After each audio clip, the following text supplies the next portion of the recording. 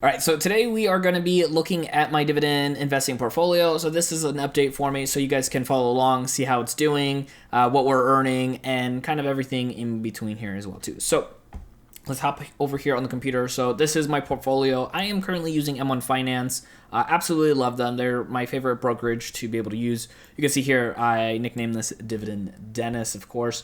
One thing as well too, before we continue on, if you are interested in checking out M1 Finance, I'll always have a link for them in my show notes down below. That does help support out the channel, but it does give you a nice little bonus as well for using my link. Do appreciate that, but let's go ahead and just kind of break some stuff down and see how things are going along. If you have been following along, I do appreciate it, and you can, see how we're progressing. If you haven't been on here before, I always like to show this and preface this, that I started this account with $100 back in 2019, early January, or actually late January of 2019. So $100 is what I started with, and then over time I kept investing and got more comfortable and just started putting in more because the behaviors were there. I was training myself. I was really getting excited about what I was, focusing on, so that helped a lot. Now you can see here in my all-time, our total gains, including things that I've sold and reinvested in and earned dividends, is $12,218. Our total earned dividends is $759. That's crazy. We're going to be close to hitting $1,000 overall. Now, that might not seem like a lot, especially for some dividend investors, plus the total amount of value of the portfolio, right? Some people might be like, well, shouldn't that be more? Possibly. Obviously, the percentage that I get from certain stocks when it comes to the dividend yield is way lower than some people when they focus on dividends. I actually don't care about the dividends necessarily today. I care about them in the future. So I'll explain what that means here in just a second, because for a lot of people, they look for that 4% goal of I want to hit 4% on my dividend yield. Well, that's great if you need that money now, but if you're like myself, I don't need the money today. I want it in 15 years. Well, at this point, it's 13, 14 years. And the reason for that is because I don't want to pay the taxes on the dividends I'm getting paid out now, because this is not my retirement account. I have a whole separate account for my retirement. And so what that's going to really do for me is not have to pay as much in taxes right now, but then as time goes on, these companies pay out more dividends by increasing them over time, and that will get me closer to that 4% yield. And so that way I'm earning a good chunk of money. And buying them now and having those increases just means I'm making more money for having done nothing more but own the companies already. And then what I want to do too is kind of show you guys some of this here. So let's kind of go backwards here, right? So if we go over the last year, we're up about 8,282. If we go for the quarter, we're up about 2,900 almost. And then if we go to the last month, we're down about 2,600. So we were getting close to almost $70,000 in this portfolio, which would have been a huge milestone for us. Getting closer and closer to the six-figure number, which is going to be just mind-blowing to think about because we started with $100 in here. And you can see in the last month, we actually earned about $52.23. And then over the last week, are those numbers so close? Yeah, those numbers are super close, so I didn't think it changed for a second. So the last week we're down 2,600, and then the last day we're down about 462. So, it's what's crazy is that even small changes in the market start becoming bigger dollar amounts as you start building your portfolio, and it starts you start breathing heavy because you're like, oh my gosh, almost $500 in a single day. That's what I essentially would lose if I sold out at this point. And what's crazy is that, yeah, as we get bigger numbers here, small percentages are going to change these numbers pretty dramatically. And then for those people who care about the unrealized gains more so than just the money weighted returns, you can see here we have a total of $10,442, which is up by 18.82%. So the biggest difference between this number and the original number you saw here was, again, dividends that you earned and then also profits that you've made from selling companies and taking that money, either withdrawing it or investing in something else, because I've done that a few times in this portfolio. Now, when it comes to investing in these companies, right now, some of the ones that are doing the best are actually not even dividend companies. So you can see here in my growth portfolio, we have a couple different companies like Tesla, Google, Amazon, and even Facebook, none of which pay dividends. Maybe in the future they do. We'll see how that goes. But worst case scenario, in about 15 years, when I do want to utilize this money for dividend income, I could theoretically just sell these companies and buy into something like Realty Income or other companies that are closer to that 4% rule that people want, so they can use that money for other things. So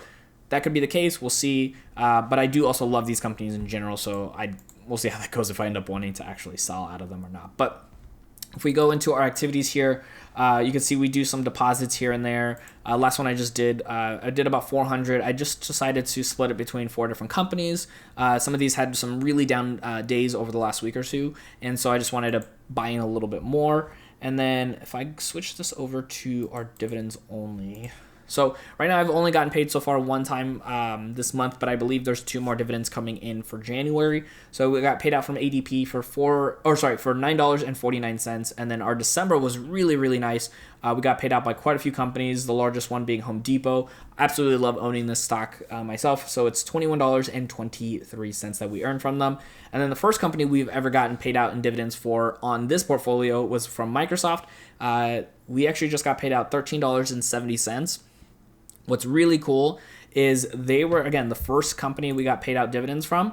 And you can see right over here. So back on March 14, 2019, I got paid out 2 cents from Microsoft. So I like showing that just because it's like, look at the change that happens over time. And obviously it's money being added in every month, but then it's also the dividends that increase usually once a year from these companies, and that helps that grow as well too, because as you own more shares, that percentage increase has a bigger impact for you.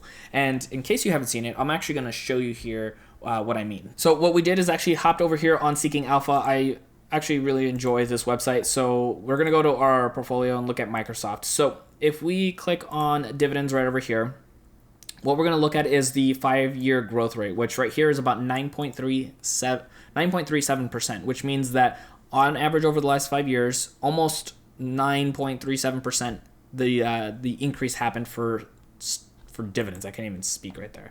So what I'm going to do is actually show you the last dividend increase and how impactful that could be based off of where we were before. So the last one that happened was announced in September of 2021. So they declared a 62-cent dividend payout, which is about almost an 11% increase, where prior they were paying out 56 cents per dividend that somebody owns.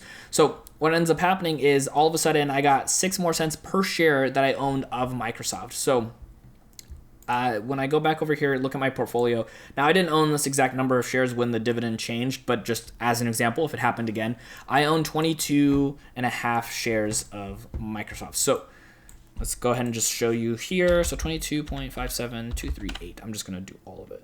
So if I times that by 6 cents, which is how much I make per share extra on top of what they were already paying for having done nothing more but just own the shares, that's an extra $1.35 per quarter, which is not a lot of money, right? It's definitely not. If you go through the year, that's $5.41.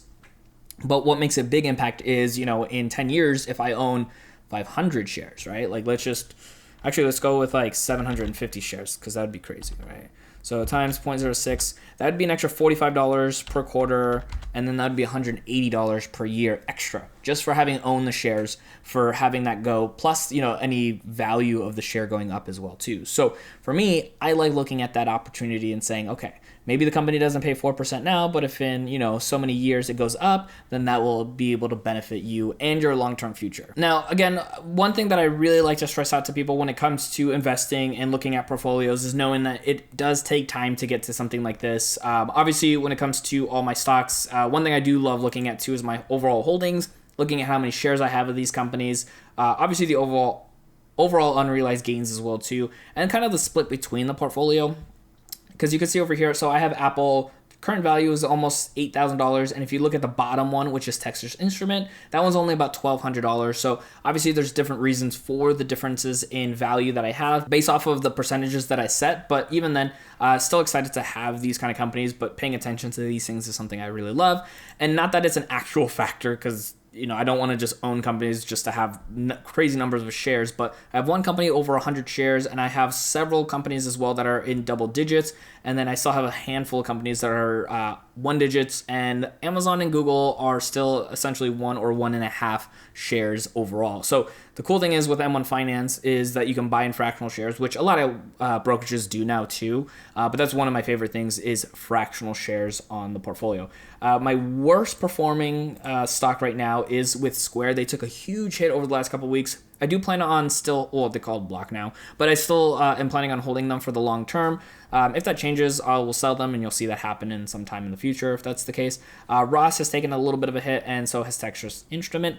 Amazon has been pretty flat lately, and if you actually look at their history, not that it's an indication of where it's going to go, but if we actually look at Amazon, they have this like pattern where it's hard to do this because the stuff pops up here, but they like stay flat and then they go up. So like they stay flat, they go up. They stay kind of flat and they go up. Not saying that that's going to happen, but like if you look at their PE ratio and if you look at some of the things that they're doing, it's definitely come down quite a bit when it comes to some of the statistics that like showcase like, okay, they might have been either overvalued and haven't dropped, so staying flat kind of brings their numbers closer to where they're valued. So are they going to pop off again for the future because people now see them as a value, even though they're still not where normal value stocks kind of lie? But that's all based off of your own perceptions of numbers and where you kind of have your bar set. So I'm excited to still own a full share of Amazon, which I know doesn't seem like a lot because one share, I don't know where it went, but one share of the company is obviously, over $3,000, which is pretty crazy. But I'll still be holding on to them, even though they have pretty much done nothing for me in the time period that I've held them. But Google and Tesla and even Facebook have all done relatively well for my portfolio as well too. But that's going to be my portfolio right there. Like I said, if you want to check out M1 Finance, I'll have a link for them in the show notes down below. But one of my favorite things to do is always recommend another video for you guys to watch when it comes to dividend investing, because it gets me excited to always be watching more dividend videos, and hopefully that does the same for you.